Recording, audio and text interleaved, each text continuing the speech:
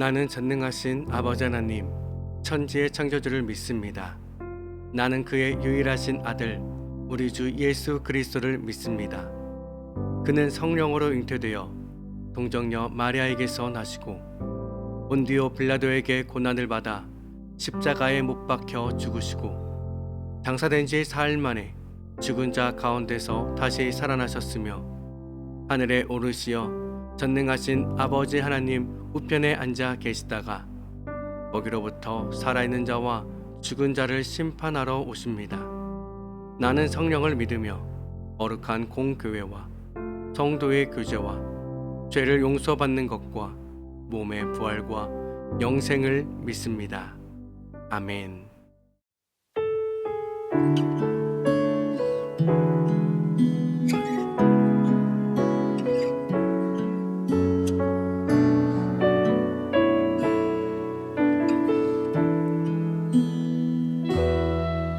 날이 저물어 갈 때 빈들에서 걸을 때 그때가 하나님의 때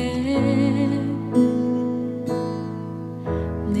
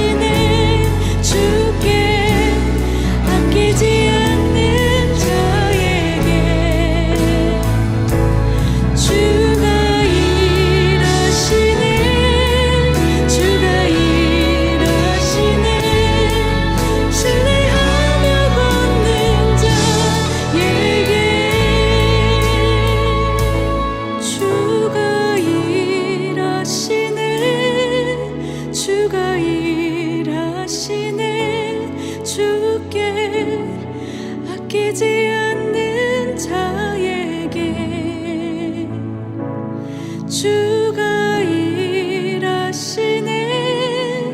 주가 일하시네 신뢰하며 걷는 자에게 신뢰하며 걷는 자에게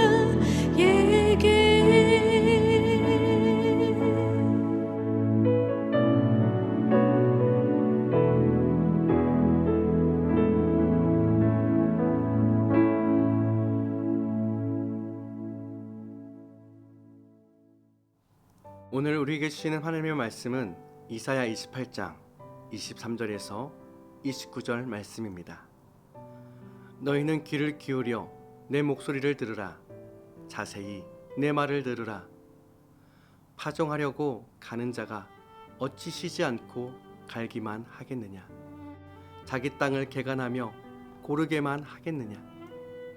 지면을 이미 평평히 하였으면 소회향을 뿌리며 대회향을 뿌리며 소맥을 줄줄이 심으며 대맥을 정한 곳에 심으며 귀리를 그 가에 심지 아니하겠느냐.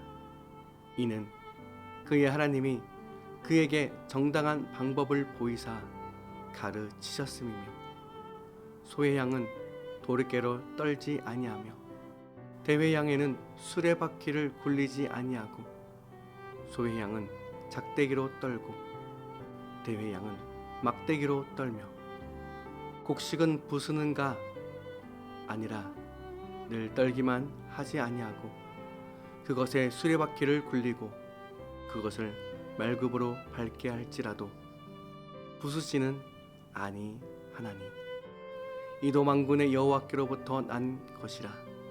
그의 경영은 기묘하며 지혜는 광대하니라. 아멘.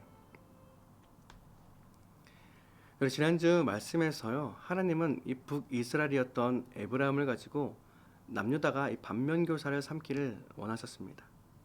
하지만 사실상 이 남유다도 스스로 교만한 이 자아도취에 빠져서 지금까지 자신들이 어떻게 여기까지 오게 되었고 또 이렇게 살아갈 수 있는 것이 누구 때문인지 그들은 알지 못했고 그들 스스로 취해 있는 자들이었다는 것을 알 수 있었습니다.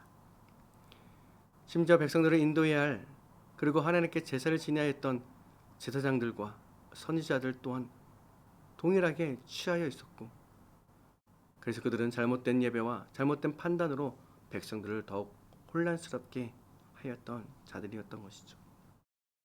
공의의 하나님은 그들을 그냥 둘 수 없으셨습니다. 그들을 공의로 심판하시고 다스려야 했던 것이죠.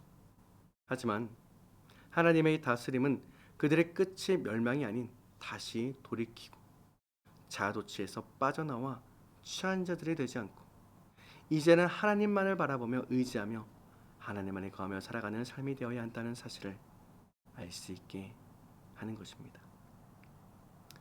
그런데 여러분, 하나님은요 여기서 멈추지 않습니다. 하나님은 백성들이 스스로가 그렇게 되라고 하지 않으셨고요, 하나님이 그들에게 직접 기초돌이 되어 주셨던 것이죠. 백성들이 이제 기초돌만 붙잡고 살아간다면 다급하게 되지 않을 것이라 말씀하셨습니다. 더 이상 불안한 삶을 살아가지 않아도 된다는 것이죠.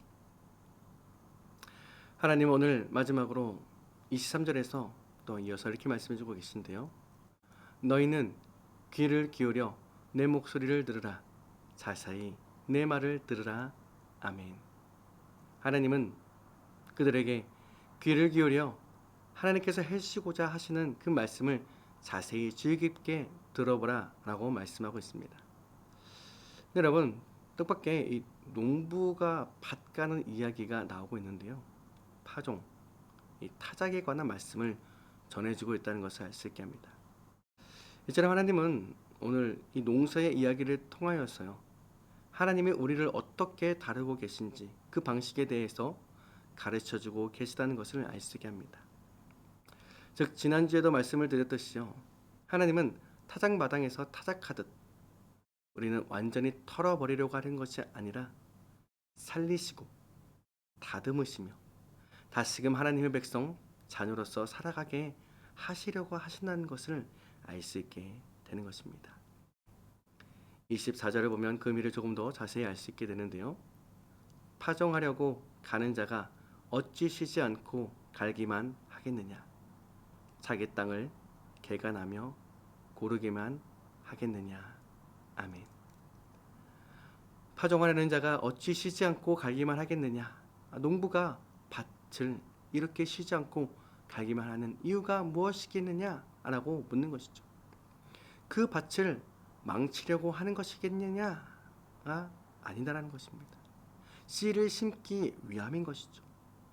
분명 밭을 갈아야 하는 고통의 시간이 필요하겠지만 그래야 밭에 씨를 뿌리고 그 씨가 자라 열매를 거두게 될 것이기 때문입니다. 우리의 삶에도요, 그러한 시기들이 있습니다.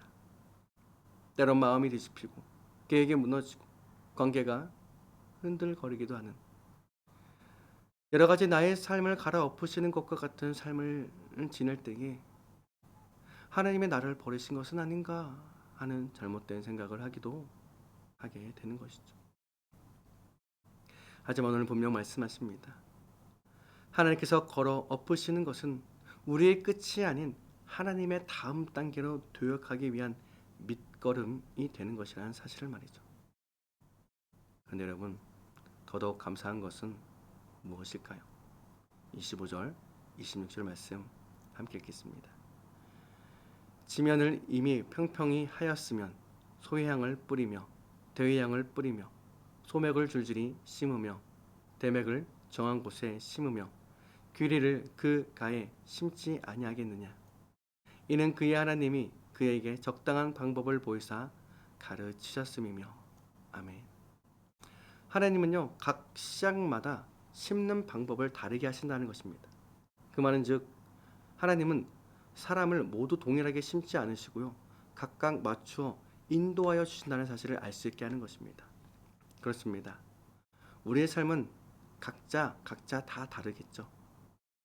동일한 사람은 없습니다. 그러나 우리의 삶은 한계적이었어요. 동일한 삶을 살아가야 한다고 가르치고 있죠. 그러나 하나님은 그렇지 않게 우리를 가꾸어 가십니다. 하나님은요, 각각 그 사람의 성격, 기질, 환경, 상황, 이 모습들 등등 전 인격적인 삶의 모든 것 안에서요, 하나님은 그 사람만의 교묘한 플랜을 가지고 자라게 하신다는 것을 우리는 알 수 있게 되는 것입니다. 그렇기 때문에 여러분, 우리가 해야 할 것은요, 사람들과의 비교가 아닙니다. 특히 교회 공동체 안에서의 비교는 더더욱 아니겠죠. 이런 상황에서 우리가 해야 하는 기도는 하나님, 지금 제게 필요한 것은 어떠한 방법일까요? 그렇게 물을 수 있는 우리 모두가 될 수 있기를 예수님의 이름으로 축복합니다. 마지막으로 27절, 28절 말씀입니다. 소회향은 도리깨로 떨지 아니하며 대회향에는 수레바퀴를 굴리지 아니하고 소회향은 작대기로 떨고 대회향은 막대기로 떨며 곡식은 부수는가 아니라 늘 떨기만 하지 아니하고 그것에 수레바퀴를 굴리고 그것을 말급으로 밟게 할지라도 부수지는 아니하나니. 아멘. 여기 보면 타작하는 모습을 나타내주고 있는데요. 어떤 곡식은 도르깨로 떨지 않고 어떤 것은 수레바퀴를 굴리지 않고 어떤 것은 작대기로 어떤 것은 막대기로 털어내고. 여러분, 이렇게 하는 이유가 무엇일까요? 알곡을 망가뜨리지 않기 위함임을 알 수 있게 되죠. 이처럼 하나님은 비록 그들의 잘못된 모습을 보이고 있다 할지라도요, 그들을 무너뜨리거나 망가뜨리기 위함이 아니라 그들의 그 알곡들이 망가지지 않게 또한 보호하시기 위함이라는 사실을 알 수 있게 합니다. 이처럼 여러분, 이 모든 것이 만군의 여호와께로부터 난 것이라 말씀하십니다. 그분의 경영은 기묘하며 지혜는 광대하시다고 고백하게 되는 것이죠. 여러분, 하나님은 우리를 부수기 위함이 아니라요, 살리기 위한 그 적당한 방법으로 우리를 다듬어 주시는 것임을 잊지 마시길 바랍니다. 하나님은 하나님의 때에 하나님의 방법으로 하나님께서 역사하여 주실 것이기 때문입니다. 그러기에 우리가 해야 할 일은 하나님께 맡기는 삶입니다. 하나님의 인도하심과 역사하심을 기대하며 신뢰하며 하나님 안에 거하며 살아가는 삶입니다.